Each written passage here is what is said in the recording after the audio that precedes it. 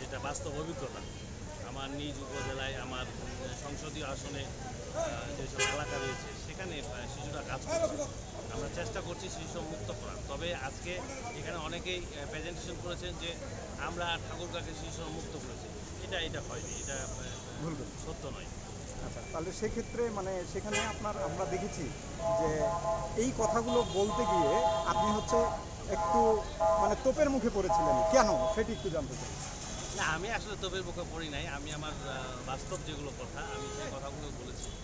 এখানে আমাকে কাকা বলেছেন সংক্ষিপ্ত, যেহেতু উনি আমাদের অভিভাবক, আওয়ামী লীগের একজন বসিয়ান রাজনীতিবিদ, তিনি এটা বলতে পারেন, এটাকে আমি খারাপভাবে দেখছি না। আসলে দীর্ঘক্ষণ আলোচনা হচ্ছিল তো। তবে মূল কথা হলো আমার যেটা বক্তব্য, তারা কাজ করেছে